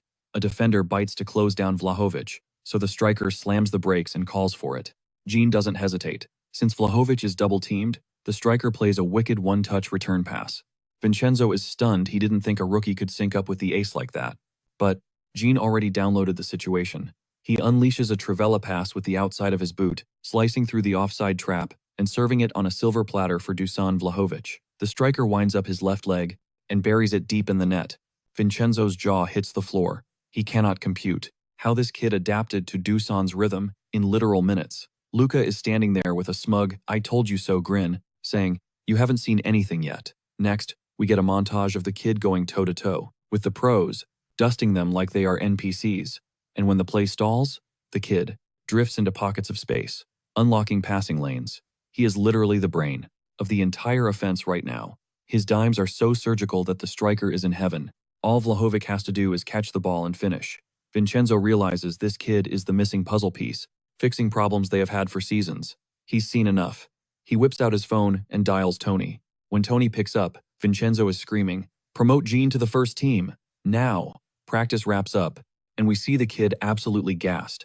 He admits the pro-level intensity is a different beast entirely, but hopes he made the cut. Back to that phone call between the coaches. Tony completely shuts down the idea of bumping the kid up to first division. Vincenzo is left standing there, totally confused. Tony argues it's way too early. The rookie still has lessons to learn. Baldy grumbles and throws a fit, but he can't get Wiggy to budge an inch. Meanwhile, a shadow looms over our main character. It's a straight-up legend, a player the fans worship whether he scores or whiffs. It's the majestic Dusan Blagovic, and he is drilling holes into Gian with a stare that is absolutely terrifying. Gian's internal panic button hits red. He assumes he messed up big time on the field and is about to get roasted. But here's the twist. The superstar isn't mad. He's hyped. He asks, "Why weren't you born 2 years earlier?" If Gian had been around back then, they would have snagged a Champions League trophy. Easy. Our protagonist is completely lost in the sauce. Before Gian can even stutter out a word, the veteran dips, dropping a casual, "Loved your game today" on his way out. Then he drops the mic. Don't take too long joining the first team. Gian is left frozen. Enter Coach Luca. Stage right. Luca hits him with a reality check. "You just did something massive, kid. Getting props from a top-tier pro? That is next level. That guy is a warrior. He looks like a brute force tank, but his real stats are maxed out in movement and connection. It makes sense that he's sick of this team feeding him garbage crosses. But looking at that grin on his face today, he actually had fun. He vibed with your passes. Don't you think, Gian?" The kid turns beet red. He stammers that he didn't do anything special. I mean, the guy unmarks at the perfect second and finishes like a god. You could throw a brick at him and he'd score.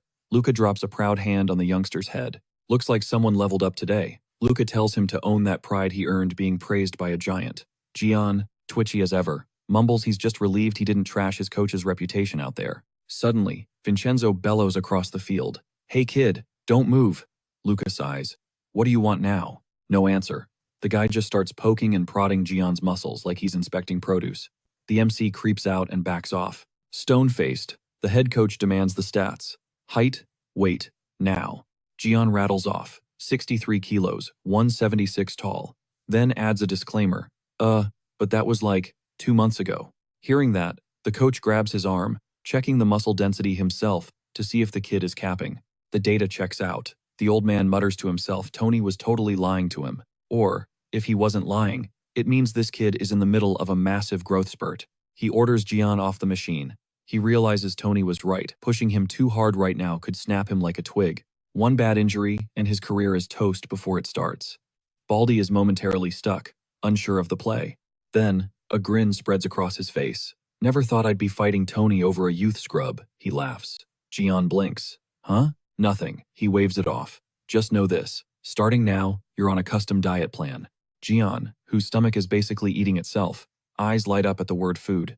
He swears he'll eat the whole fridge the second he gets home. Before dismissing him, the old man drops a bomb. "See you next week, because from now on, you're training with both squads." Both Gian and Luca look like they just saw a ghost. Vincenzo isn't done. "Get your head in the game, kid. You need to be ready to step onto the field. For a real match." They are literally petrified. Vincenzo ignores the shock. "Pack up. I'm driving you home." Luca pipes up. "Me too?" Vincenzo hits him with a hard nope, and he strolls off with a winning smile. Cut 2. Tony in his office, buried in paperwork. He is drafting the Gian rule-specific guidelines so he and Vincenzo don't burn the kid out. He sighs. It's great news for the kid, but he feels like he is sending his son off to war. Scene switch. Gian's phone buzzes. It's Lillian. She answers with dripping sarcasm. "Miss me much?" Gian skips the flirting and screams, "Help! I started a fire." Zero hesitation, she floors it to his place. She bursts in, panic mode, and he just waves like, "Sup?" She is hyperventilating. "Where's the fire? You okay?" He looks confused. "Oh, everything's chill. The only thing burning is this pan in my hands." Her face goes dark. She vows to end his life if he ever pulls a stunt like that again. Gian pleads his case. "Hey, you hung up on me before I could finish, and you ghosted my callback." She calms down, realizing she heard the word fire, and just bolted. Logic left the chat. Gian thanks her for caring, but can't resist calling her a total drama queen. That's when it hit him. She was barefoot. She'd literally sprinted the entire distance from her place to his, without shoes. A massive wave of guilt washed over him. But Yigu had priorities. Pointing at the charred mess on the stove, she grilled him, asking if he was trying to deep fry his soccer cleats. Embarrassed, he mumbled that it was actually his debut attempt at cooking a meal. Yigu looked traumatized. How does a white fish turn into charcoal? Jean started explaining the strict diet plan the coach had assigned him, admitting he tried to follow the instructions but failed epically. Total disaster. Flipping her hair, she hit him with the, "See? Now you get how hard cooking actually is," followed by a reminder of how legendary she is as a big sister. Jean sighed, defeated. He had to hand it to her. She was right. So he thanked her for always saving his skin. She puffed up her chest, flexing her status, while our main character just hung his head. Why does he always take the L against her? Usually, he's chill, but the second Yigu shows up, his brain just short-circuits. Yigu eyed the menu suspiciously. Is this a bulking diet? What's the sudden rush to pack on weight? He nodded. Boom. Perfect chance to flex. He dropped the bomb. He needed to get physically ready, to play with the veterans. Turns out, he's the MVP the coaches can't live without on both squads. At first, Yigu looked blank. But the second he mentioned that he was officially part of the first team, she went 0 to 100. Before Jean could even blink, she was already in the kitchen, taking over. What are you doing? Jean asked. Her reply? His nutrition was now her territory. Speedrun mode, on. She whipped up breakfast and lunch in record time. Cut to the break room, where Jean was staring at his lunchbox. He had to admit, the aesthetic was next level. Coach Vincenzo clocked it too. He slid over, eyeing the gourmet spread, and smirked. Bet your girlfriend made that. He grilled Jean for blushing, revealing Tony had already spilled the tea. She's not my girlfriend, just a friend, Jean gritted out. Right, sure kid. Totally believable. The coach laughed. Because friends definitely make cute bento boxes like that. He told Jean to quit stalling and dig in. Then he switched to business mode, listing all the do's and don'ts for his new routine. Jean nodded along, but his brain? Totally focused on how legendary Kim Yigu was in the kitchen. Suddenly, the rice went down the wrong pipe. Panic mode. He chugged water while Vincenzo freaked out, screaming, "Don't die on me. That's both our careers down the drain." Once the chaos settled, Tony's name popped up on the phone. Jean pointed at the screen for permission, and Vincenzo gave him the nod. But the second he answered, the baldy snatched the phone away. Jean was too terrified to argue. Vincenzo roasted Tony for bothering the kid during lunch, and slammed the call shut. Furious, Wiggy Tony screamed about the baldy, and kept blowing up the phone. Vincenzo just sat there, rejecting every single call like a boss, muttering that it's not cool to harass a kid. Jean watched, totally lost, wondering what the beef was between them. Turns out, the spam calls were about the upcoming away game against Parma Football Club. This wasn't going to be a walk in the park. Parma was on a 3-game winning streak with a brick wall defense. But honestly, once I locked in, I shattered that legendary defense like glass. Maybe playing with the big boys on the first team leveled me up, because I was scoring back-to-back without even trying. Boom. My first hat trick in Italy. It still feels unreal. Before the first half even wrapped, Tony subbed me out. He gave me props but then got serious. Don't freak out over what I'm about to tell you. Instead of spilling the beans, the scene cuts to Vincenzo holding the roster for the next Serie A match. And surprise, surprise, our MC's name is right there on the sublist. Fast forward to game day. Jean's locked in on the tactical briefing. He knows he's riding the bench and might not see the field, but his heart is still pounding out of his chest.